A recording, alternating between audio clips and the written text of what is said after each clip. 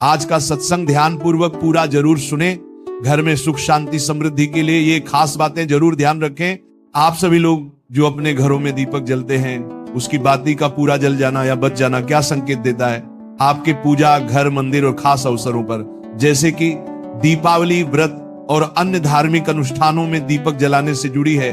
क्या कभी सोचा होगा या देखा होगा कि जब आप दीपक जलाते हैं तो वो आपके जीवन में कौन से संकेत दे रहा है? क्या आपकी दीपक की बाती पूरी तरह से जल जाती है या वह आध जली रह जाती है? और क्या दीपक की बाती पर फूल बनने का क्या अर्थ क्या होता है? क्या आपको पता है कि पहले से जले हुए दीपक में बाती जलाना आपकी परेशानियों का कारण हो सकता है या नहीं? और कितने समय तक, कितने सालों तक एक ही दीपक का उपयोग करना शुभ माना जाता है या अशुभ?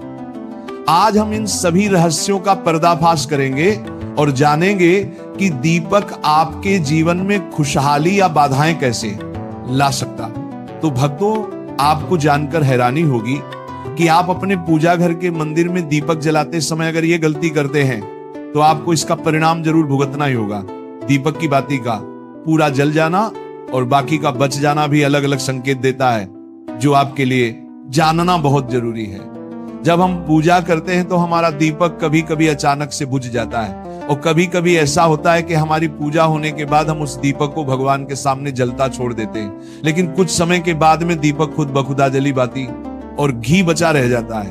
और कभी कभी तो हमारे दीपक की बाती पूरी जल जाती है और उसमें फूल भी बन जाता है। तो इनके अलग अलग नकारात्मक और सकारात्मक परिणाम होते हैं। तो सबसे पहले ये जानते हैं कि अगर हमारे दीपक में फूल बन रहा है तो इसका क्या मतलब होगा। प्रिय मित्रों, अगर हमारे दीपक की बाती में फूल बन रहा है तो इसका सीधा सा मतलब है कि भगवान ने हमारी प्रार्थना को स्वीकार कर लिया है और वह हमारी पूजा से प्रसन्न है। इसका संकेत वह बाती में बने इस फूल के माध्यम से देते हैं। अगर आपके घर में दिव्य शक्तियां मौजूद हैं और आपके साथ साथ वह भी ईश्वर की पूजा में अपना ध्यान रखती हैं, तो आपकी दीपक की बाती में एक से ज्यादा फूल बनते हैं और कभी कभी साथ ही किसी भी देवी देवता का रूप भी दिखने लगता है। तो अगर आपके दीपक की बाती में फूल बन रहा है तो आप सच में बहुत भाग्यशाली हैं। इसी के साथ दीपक जलाने के भी कुछ खास नियम आपको जरूर जानने चाहिए। भक्तों, अगर आप पहले से जले हुए दीपक में अपनी बाती रखकर जलाते हैं तो ऐसा करने से दुर्भाग्य आपका पीछा कभी नहीं छोड़ता है। अगर दीपक में पहले से जली हुई बाती की राख या फिर रुई और कालिक है और आपने अपनी बाती इसमें रखकर जला दी तो ऐसा करने से भगवान आपसे प्रसन्न होने की बजाय नाराज हो जाते हैं और आपको इसके बहुत ही भयानक परिणाम देखने को मिलते हैं। आपके बनते हुए काम बिगड़ने लगते हैं, आपकी तिजोरी का धन खर्च होने लगता है और आपके धन आने के सारे रास्ते भी बंद हो जाते हैं। तो हमेशा ये ध्यान रखें कि जब भी आप दीपक जलाएं, आप हमेशा साफ सुथरे दीपक का ही इस्तेमाल करें। दोस्तों, इसी के साथ कुछ लोगों की आदत होती है कि वह हर थोड़े दिन बाद अपने दीपक को बदल देते हैं। इस पर गुरुजी का कहना है कि आप जिस दीपक से पूजा करते हैं उसे कभी मत बदलिए, आप उस दीपक को सिद्ध हो जाने दीजिए। जब कोई दीपक रोजाना भगवान के सामने जलता है तो वह दीपक समय के साथ सिद्ध हो जाता है। भगवान की सकारात्मक ऊर्जा उस दीपक में आ जाती है और जब भी आप वह दीपक जलाते हैं तो आपका तन और मन दोनों पवित्र हो जाते हैं। तो आप हर रोज उस दीपक को साफ कीजिए, फिर उसमें बाती रखकर जलाएं। आप जितनी बार भी दीपक जलाएं उतनी बार उस दीपक को साफ करके बार बार उसी दीपक में बाती जलाएं। लेकिन अगर आप गलती से भी उस दीपक को बदलते हैं तो आपकी तरक्की में रुकावट आ सकती है। इसलिए आप अपने दीपक को कभी भी मत बदलना।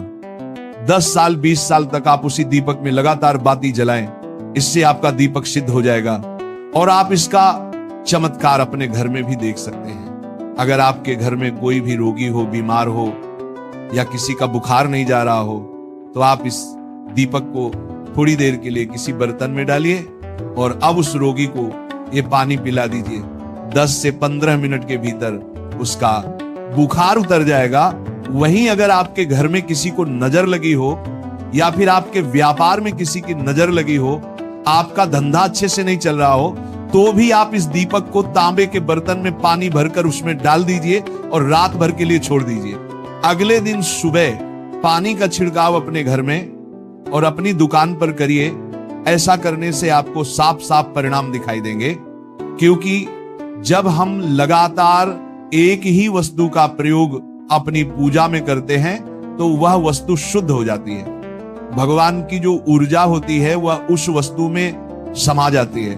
तो कभी भी अपने मंदिर के दीपक को बदलने की गलती ना करें। दोस्तों, अगर आपके मंदिर का दीपक टूट जाता है या फिर खराब हो जाता है या खंड हो जाता है, तभी आप उस दीपक को बदल सकते हैं। लेकिन फिर भी आप उस दीपक को ना फेंक, बल्कि इसे अपने घर में संभाल कर रखें, क्योंकि यह भगवान की सकारात्मक ऊर्जा का भंडार होता है। वहीं अब आपको यह भी बता देते हैं कि अगर आपके दीपक की बाती पूरी नहीं जलती है और आपके दीपक में घी बच जाता है तो इसका क्या परिणाम होता है। सबसे पहले ये देखिए कि अगर आप किसी भी पेड़ पौधे की पूजा कर रहे हैं और पूजा में जलाया हुआ दीपक पूरा नहीं जलता या फिर उसमें घी बच जाता है, तो इससे आपके घर में बीमारियां घर बना लेती हैं और ये बीमारी कभी भी आपका पीछा नहीं छोड़ेगी। तो जब भी आप किसी भी पेड़ पौधे या मंदिर के बाहर किसी भी स्थान पर पूजा करें तो यह ध्यान रखें कि उसकी बाती पूरी जले और उसमें घी बचा हुआ ना हो, क्योंकि ये आपकी अच्छी सेहत के लिए बहुत ही अच्छा प्रभाव देगा। वहीं अगर आपके घर के मंदिर में दीपक की बाती पूरी नहीं जलती और पूजा करते समय दीपक बार बार बुझ जाता है, तो जरूर आपके घर में नकारात्मक ऊर्जा का वास है और ये आपकी पूजा में विघ्न डालने का काम करती है। दोस्तों, हमारे घर में अगर कोई बुरी शक्ति होती है या फिर कोई ऐसी ऊर्जा होती जो ये नहीं चाहती कि आपके घर में भगवान की कृपा हो और सकारात्मक ऊर्जा हो, तो ये आपकी पूजा सफल नहीं होने देती, क्योंकि भक्तों एक वातावरण में एक ही तरह की ऊर्जा रह सकती है, या तो सकारात्मक या नकारात्मक। जो बुरी शक्तियां होती हैं वह ये कभी भी नहीं चाहती कि आपके घर में देवी देवताओं की कृपा हो। अगर आपके घर में भगवान ने अपनी कृपा की तो उन बुरी शक्तियों और ऊर्जा का प्रभाव खत्म हो जाएगा।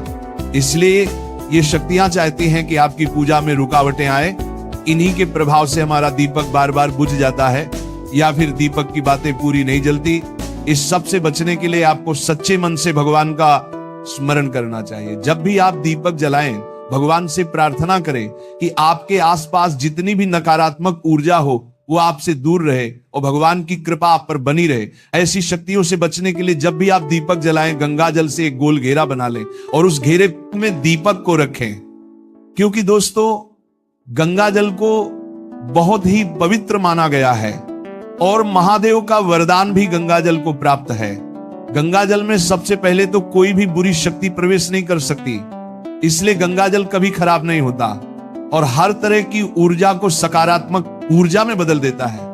अगर आप गंगा जल से बने गोल घेरे में दीपक को रखेंगे तो ये आपकी पूजा में किसी भी शक्ति को बाधा नहीं बनने देगा और कोई भी नकारात्मक शक्ति आपके दीपक को बुझा नहीं पाएगी। आप निर्विघ्न अपनी पूजा संपन्न कर पाएंगे और देवी शक्तियां भी आपके जीवन में अपनी कृपा और आशीर्वाद बनाए रखेंगी। ये जो हमें दुख मिलते हैं ना, ये पाप के कारण मिलते हैं। लोग मारे घूम रहे हैं, दुख मिटाने के लिए सोचते हैं कोई जादू कर दे, कोई टोना कर दे, कोई जंतु बांध दे, कोई आशीर्वाद दे दे। अरे काहे को पागल हो? यदि तुम अच्छे आचरण करते हो, भगवान नाम जप करते हो, सधर्म से चलते हो, तो तुम्हें किसी से आशीर्वाद मांगने की जरूरत नहीं। बात मान लीजिए, प्रार्थना मान लीजिए। दिखावे में लाखों लोग अपने जीवन को नष्ट करने के लिए तैयार हैं। ये माया का ही तो दिखावा है जिसमें जन्म के जन्म हमारे नष्ट होते जा रहे हैं। सत्य मार्ग को क्यों नहीं पकड़ते हो?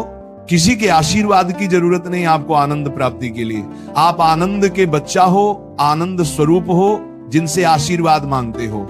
उनके अंदर जो आत्म तत्व बैठा है वह तुम्हारे अंदर बैठा है, वही संपूर्ण आनंद लिए तुम्हारे अंदर बैठा है। तुम्हें किसी से गिज्ञाने की जरूरत नहीं। बस तुम अपने स्वरूप को नहीं पहचान पा रहे हो, अपनी शक्ति को जागृत नहीं कर पा रहे हो, इसलिए तुम दौड़े घूम रहे हो। भागने की जरूरत नहीं है। सत्संग सुनो, उसे अपने आचरण में उतारो। ये बात आप कागज में लिख लो, चाहे दिमाग में लिख लो।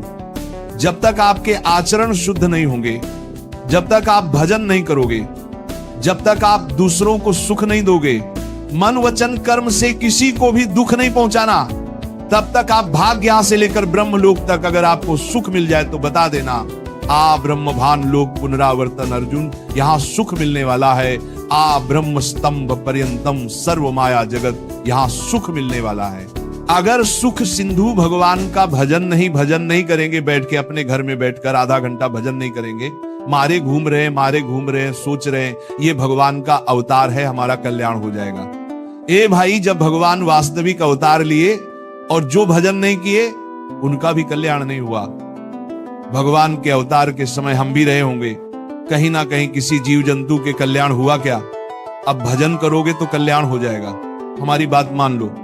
बार बार आपको कभी कड़वे शब्दों में, कभी मीठे शब्दों में बताते हैं। ए भाई, बचपन से भगवान के मार्ग में लगे हुए हैं, हमको अपना कर्म भोगना पड़ रहा है। जो शरीर रचना के समय रचा गया था वो सुखद या दुखद कर्म भोगना पड़।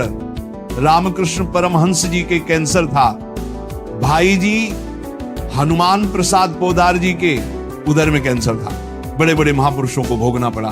तो प्रारब्ध को भोग लो, ये भोगने की सामर्थ्य नाम जप से आ जाएगी और नाम जप करके जन्म मरण के चक्र से मुक्त हो जाओ। मान लो मेरी बात। क्या वृंदावन की परम पावन रज से बढ़कर त्रिभुवन में